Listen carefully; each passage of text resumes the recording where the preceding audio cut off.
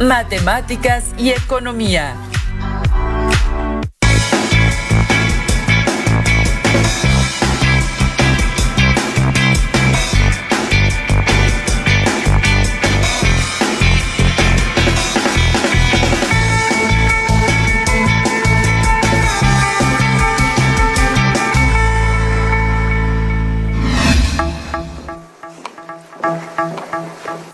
Bienvenidas y bienvenidos a una nueva sesión de Aprende en Casa de la asignatura de Matemáticas de tercer grado de secundaria. Yo soy Leslie Mendívil y en esta sesión le doy la bienvenida a la profesora Concepción Díaz. Muchas gracias, Leslie. Alumnas y alumnos, sean bienvenidas y bienvenidos. Es un gusto estar con ustedes. En esta sesión el propósito es analizar situaciones asociadas a fenómenos de la economía. Les pedimos tener a la mano cuaderno, lápiz y goma. Si alguien tiene discapacidad visual, preparen sus hojas Ledger, punzón y regleta. Y si están preparados, comencemos. Maestra, permítame un momento, es que veo que tiene algo en su saco. ¿Dónde? Ahí. Oh, he olvidado quitar la etiqueta. Qué pena, qué pena. Ay, maestra, veo que ha sido adquirido recientemente, ¿eh? Has descubierto que lo estoy estrenando. Aprovechemos este pequeño incidente para iniciar nuestro tema. Una de las relaciones más conocidas y cotidianas de las matemáticas en las actividades humanas es la referente a situaciones como el cálculo de los costos de producción de artículos, la cotización del precio final de un producto, el margen de ganancia y el pago de los impuestos que se generan al vender los artículos, entre otros.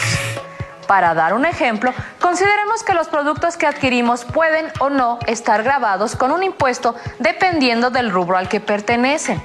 Maestra, entiendo que en estos ejemplos se ve directamente la relación matemática con las actividades económicas. Así es, Leslie. En nuestro país se tiene el conocido IVA, que es el impuesto al valor agregado de un producto y que tiene como finalidad la recaudación de recursos para el Estado. El IVA es un impuesto al consumo que se impone sobre el valor que se agrega a un producto o servicio. De este modo, y volviendo a mi saco, este producto está gravado con un 16% de su valor comercial que yo como consumidor debo pagar por el hecho de adquirir el producto en cuestión. Maestra, ¿y cómo lo podemos calcular? Es una pregunta pertinente. Les invito a ver el siguiente audiovisual para conocer más al respecto. Vamos. Veamos cómo calcular el IVA cuando su precio no lo incluye y cuando sí está incluido. Problema 1. Cuando el precio no incluye el IVA. Miguel quiere comprar un juguete que cuesta 348 pesos con 70 centavos más IVA. Si Miguel tiene 420 pesos, ¿podrá comprarlo? Hay dos maneras de saber la respuesta. La primera solución es calcular cuánto es de IVA y sumar esa cantidad al precio total. Primero, calculamos el 16% de 348.70. Para ello, multiplicamos esta cantidad por 0.16. El resultado es 55.79 pesos de IVA. Entonces, sumamos el IVA al precio inicial y así obtenemos el precio total. Si Miguel tiene 420 pesos y el juguete, ya con IVA incluido, cuesta 404 pesos con 49 centavos, sí le alcanza para comprarlo. Ahora veamos otra forma de obtener la respuesta. La cantidad que obtuvimos en la primera solución fue resultado de sumar el precio del juguete más el IVA. Es decir, si al 100% le sumamos un 16%, el total que obtuvimos representa un 116% del precio sin IVA. Esto, convertido a decimales, representa 1.16 del precio original. Entonces, para obtener el precio total de manera directa, multiplicamos 348.70 por 1.16. obtenemos el mismo resultado que en la solución anterior. Es decir, 404 pesos 49 centavos. Ambos métodos son equivalentes.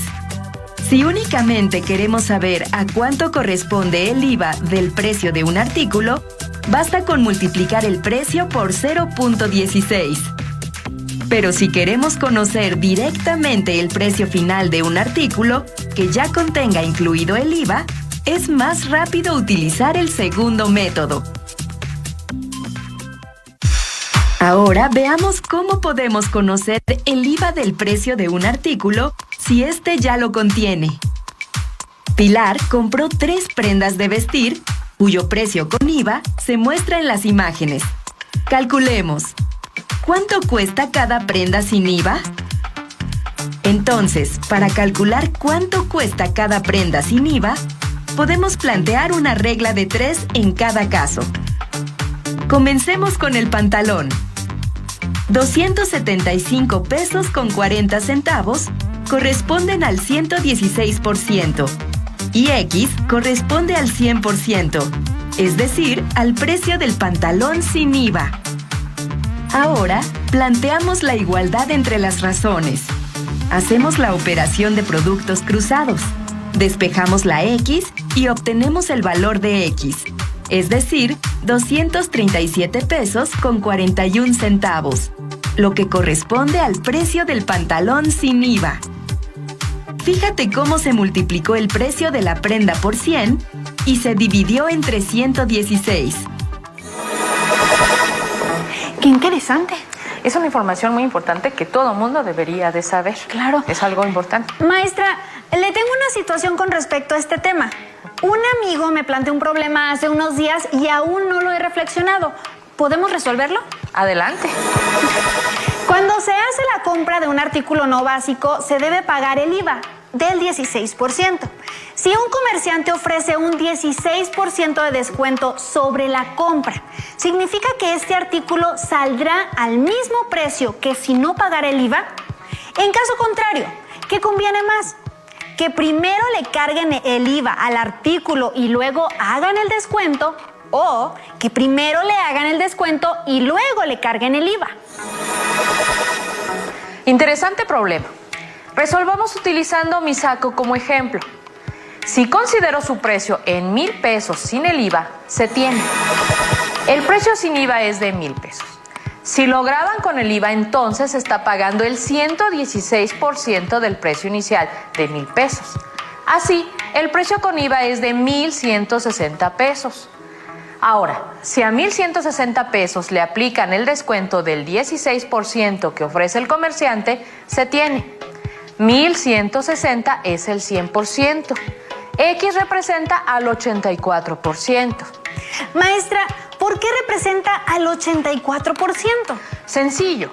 Si el artículo tiene un 16% de descuento, estaremos pagando el 84% del precio total del artículo, ya que 100 menos 16 es 84. Queda claro, maestra. Se resuelve. X es igual a 1,160 por 84 entre 100. Es igual a 97,440 entre 100, igual a 974.40. Así se debe pagar 974.40 pesos. Siguiendo esa línea de razonamiento, entonces, si se aplica el 16% de descuento al precio del artículo sin IVA, se tiene 1,000 es el 100%. Como X es el 84%, se resuelve X es igual a 84 por 1,000 entre 100, que es igual a 840. Ahora se debe grabar con el IVA del 16%, así que se multiplica 840 por 1.16 y se obtiene 974.40. Así, al comparar, se puede observar que en ambos casos el precio final que se paga es el mismo. Ahora, veamos otra aplicación que corresponde al ámbito económico de un país. Me refiero al indicador llamado Índice Nacional de Precios al Consumidor. Maestra, antes de continuar, ¿nos puede explicar qué es un índice? Sí, con gusto. Un índice es una medida de referencia para cuantificar la descripción de algunos fenómenos. De seguro has escuchado hablar del índice de masa corporal. Sí, sé que es una medida que relaciona la estatura y el peso. Así es, tiene una fórmula específica y sirve como referencia para estándares de salud. En el caso de algunos fenómenos económicos, los índices sirven de referencia para saber el estado de la salud económica de un país, por decirlo de algún modo. Regresemos al caso del Índice Nacional de Precios al Consumidor. Veamos en qué consiste en el siguiente audiovisual. En México, el Índice Nacional de Precios al Consumidor, conocido como el INPC, es un índice económico utilizado para medir el cambio promedio de los precios a lo largo del tiempo. Se calcula con la fracción del presupuesto de una familia promedio que representa cada una de las siguientes categorías: alimentación, vivienda, salud y transporte, entre otras. Esta información es ampliamente utilizada por el gobierno, empresas, sindicatos y particulares. Por ejemplo, es común que diversos contratos de trabajo o de renta se actualicen con los cambios que presenta el INPC. Adicionalmente, las variaciones de este índice son un referente importante para la revisión de los precios de diversos bienes y servicios en la economía. Las autoridades analizan, entre otros datos, la tendencia del INPC para formular la política fiscal y monetaria del país. Con el valor del Índice Nacional de Precios al Consumidor, se pueden ajustar las cuotas del Seguro Social o los impuestos que deben pagarse a la Secretaría de Hacienda y que se reflejan en las declaraciones mensuales o anuales de las personas que trabajan por honorarios. Las variaciones del Índice Nacional de Precios al Consumidor se consideran una buena aproximación de las variaciones de los precios de los bienes y servicios comercializados en el país. De ahí que sea el indicador oficial de la inflación en México. Entonces es un indicador económico que facilita la toma de decisiones con respecto al comportamiento de los precios. Así es, cabe resaltar que desde el año 2011 el proceso de obtención del Índice Nacional de Precios al Consumidor está a cargo del INEGI. El proceso de cálculo del mismo incluye 7 etapas. 1. Selección de fuentes de información. Se refiere a la rigurosa selección de los productos que serán considerados para el estudio, como son los de la canasta básica y los servicios más representativos. Dichos datos se actualizan a partir de la encuesta nacional de ingresos y gastos de los hogares que tiene carácter bianual. 2. Cotización de productos específicos. Se eligen los establecimientos comerciales en donde los investigadores de precios que están distribuidos en todo el país dan seguimiento recurrente a los productos anteriormente seleccionados. 3. Captura y envío. Una vez que se dispone de todas las cotizaciones a nivel nacional, estas son concentradas en una oficina central para realizar el proceso de cálculo en la Ciudad de México. 4. Análisis y crítica de la información. Los precios recabados pasan por un proceso de revisión y de verificación si es necesario. 5. Cálculo de los índices. Para ello se utiliza principalmente un método matemático específico. 6. Revisión y validación de los resultados. Se verifica la consistencia de los mismos y se realiza una comparación con otros indicadores de precios. 7. Publicación. Se presenta en diversos medios que deben incluir el Diario Oficial de la Federación. El Índice Nacional de Precios al Consumidor tiene una periodicidad quincenal. Maestra, ¿cómo puedo conocer la inflación entre dos fechas? Para determinar esto se usa una fórmula. Índice del periodo actual entre el índice del periodo anterior. Se le resta la unidad y el resultado se multiplica por 100. Por ejemplo, para conocer la inflación anual entre 2019 y 2020, se dividen los índices. El de junio de 2020 entre el correspondiente a junio de 2019. Al resultado obtenido se le resta la unidad y se multiplica por 100. El Índice Nacional de Precios al Consumidor de junio de 2020 es de 107.4 y el del mes de junio de 2019 es de 103.9. La división de 107.4 entre 103.9 menos 1 y multiplicado por 100 da como resultado 3.3 aproximadamente. Es decir, la inflación aumentó 3.3% de junio de 2019 a junio del 2020. Ahora veamos una gráfica que muestra datos actualizados de los primeros meses de 2021. Se hace la consideración de que la inflación en el periodo anual de marzo de 2020 a marzo de 2021 es de 4.670. Maestra, ¿a qué se refiere con inflación mensual anualizada? Se refiere a que se muestra la información por mes en referencia a la inflación del mismo mes de un año anterior. ¡Claro! Por eso en la gráfica puedo ver que la inflación del mes de junio de 2020 es la que ya calculamos antes con respecto a la de junio de 2019. También se puede ver en la gráfica la acotación de que se toma como referencia la inflación de julio de 2018. Maestra, ¿por qué se hace eso? Cuando se trabaja con índices es necesario tener un punto de referencia que esté actualizado y que considere que lo sucedido en ese periodo se haya mantenido sin graves fluctuaciones por eventos adicionales a lo que se considera. Por ejemplo, no puede ser referencia a un periodo en donde se dio una sequía, un huracán o un movimiento social que cause demasiadas fluctuaciones en los precios. Antes, el Índice Nacional de Precios al Consumidor tenía como referencia el año 2010. Para entender mejor esto, veamos otra gráfica. En esta segunda gráfica se puede ver que la escala de valores del eje vertical es diferente. Se tienen datos negativos y positivos a diferencia de la primera gráfica. Lo que es conveniente en esta gráfica es encontrar el punto de referencia, es decir, en qué quincena está localizado el cero. Maestra, permítame encontrar ese dato en la gráfica. Aunque observo que es algo difícil debido a que los datos fluctúan mucho de mes a mes. Utilicemos entonces la tabla de datos que corresponde a la gráfica mostrada.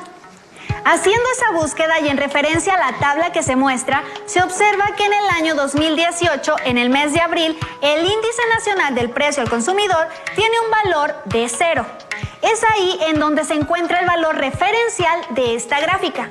Se observa que efectivamente ese dato en la gráfica es 0 y corresponde a la segunda quincena de abril de 2018. Con respecto a ese punto de referencia, se puede ver que en la gráfica para la segunda quincena del mes de marzo de 2021, la medida de la inflación corresponde a 0.280. Eso indica que el Índice Nacional de Precios al Consumidor es mayor al punto de referencia de 2018. Maestra, esto es muy interesante. Me queda claro que son procesos largos y complejos, que tienen muchas variables que consideran y que su duración es relativa al tiempo. Así es, Leslie. Es un proceso estadístico importante y sobre estos datos se fundan muchas de las decisiones de política económica de un país. Precisamente para tener más claro el impacto de la matemática en la vida económica de un país o de su utilidad práctica, tengo el gusto de recibir a la profesora Anel Aranda Aguilar. Muchas gracias. Es un gusto participar en esta sesión. Bienvenida, maestra. Entiendo que usted es economista. Además de ser profesora de matemáticas, soy economista. Maestra Anel, ¿cómo se relacionan las matemáticas y la economía? Existe una relación cercana. Ambas son disciplinas complementarias. La economía moderna utiliza matemáticas y algunas partes de la investigación matemática han sido motivadas por problemas económicos. Maestra, ¿cómo se utilizan los conocimientos matemáticos en la economía? Las ciencias económicas necesitan dominar diversas e importantes herramientas matemáticas, entre otras, el cálculo para el estudio de funciones que permitan buscar modelos de ajuste de datos, estudiar cualitativa y cuantitativamente modelos que surjan de la teoría económica y para la resolución de problemas de optimización que permitan repartir y asignar recursos escasos y planificar actividades.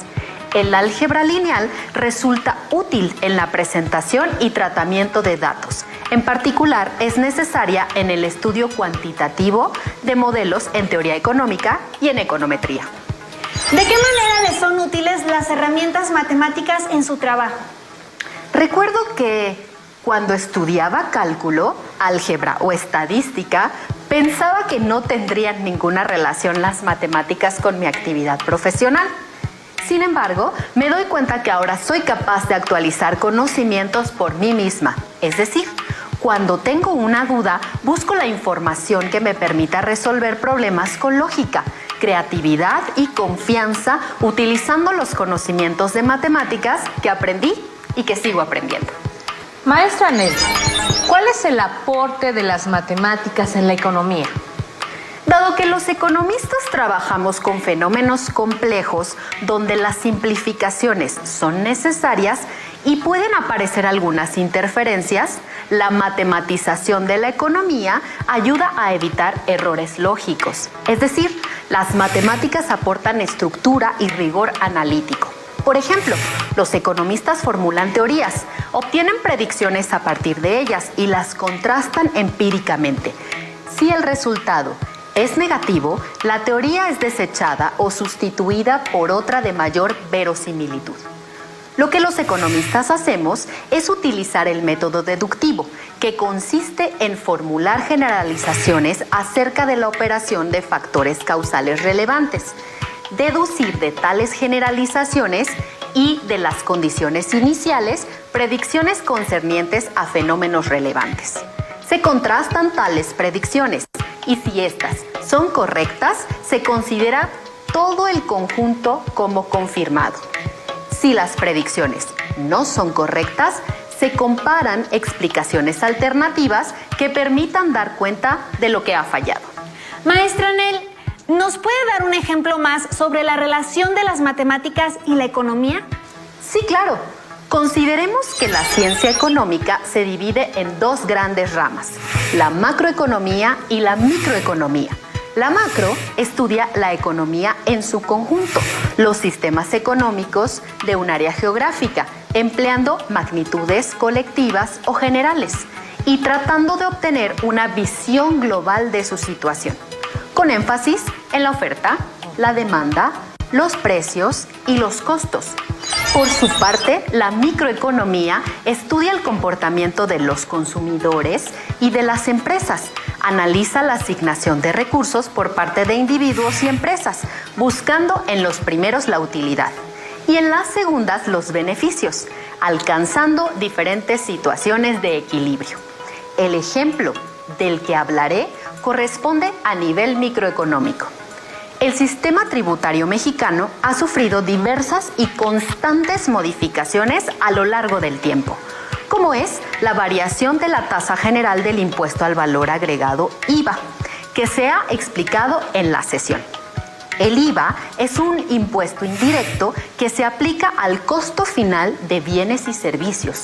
Las personas físicas, es decir, los individuos, y morales, es decir, las empresas, están obligadas al pago de este impuesto. El IVA es percibido por el vendedor al momento de una transacción comercial y lo traslada al sistema tributario. La evasión de este impuesto es difícil y su recaudación es simple. Por ejemplo, cuando vas a una tienda y compras una bebida por el que pagas 15 pesos, el 16% corresponde al IVA, es decir, 2.06 pesos de impuesto, y 12.93 pesos es el precio del refresco.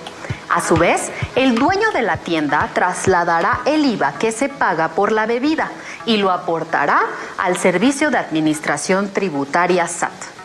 El IVA ha sufrido modificaciones a lo largo del tiempo. Veamos su comportamiento desde el año de 1990 hasta el 2015.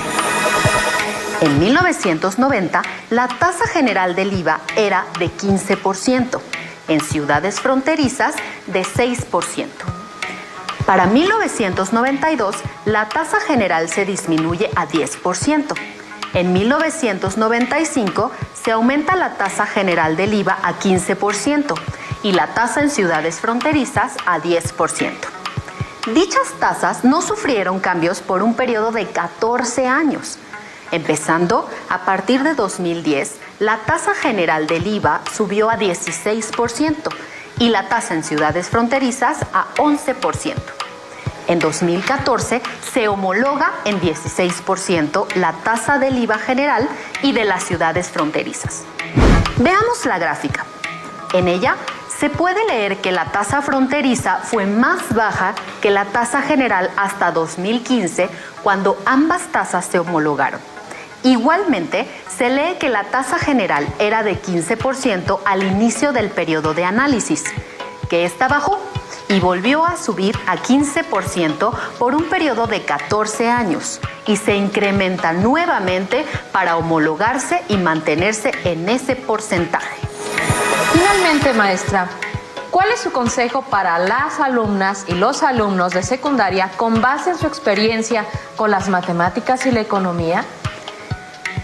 Piensen que tienen una caja y reúnen distintas herramientas en su interior para que en su futuro inmediato o lejano puedan sacar cualquiera de ellas que les facilite la resolución de situaciones problema. Así son las matemáticas para la economía, como una caja con distintas herramientas. Llénenla lo más que puedan, aun con herramientas que parezcan difíciles de manejar, pero recuerden disfrutar el proceso de aprendizaje, ejercitar con dichas herramientas y verán cómo tendrán distintas formas de resolver situaciones fáciles o complejas. Muchas gracias, maestra Anel. Ha sido enriquecedora su aportación a la sesión. La economía es una de las ramas del conocimiento que utiliza mucho del bagaje matemático existente y que le permite seguir desarrollándose para apoyar la aplicación de nuevos espacios en las teorías económicas. Hemos trabajado el análisis de importantes aspectos como el IVA y el Índice Nacional del Precio al Consumidor, que son ampliamente utilizados en nuestro entorno. Les invito a buscar más relaciones de la matemática en los campos del conocimiento humano. Revisen su libro de texto para más ejemplos al respecto. Soy Leslie Mendívil y fue un gusto compartir con ustedes. Soy Anel Aranda Aguilar, complacida por aportar a la difusión del conocimiento matemático. Soy la maestra Concepción Díaz y nos seguimos viendo aquí en Aprende en Casa. Hasta la próxima. Maestra, qué interesante. Yo tengo un par de dudas con respecto al IVA. Claro, adelante. Si tienes dudas o necesitas ayuda, llama al Centro de Apoyo Pedagógico a Distancia. El número de teléfono para secundaria es el 5536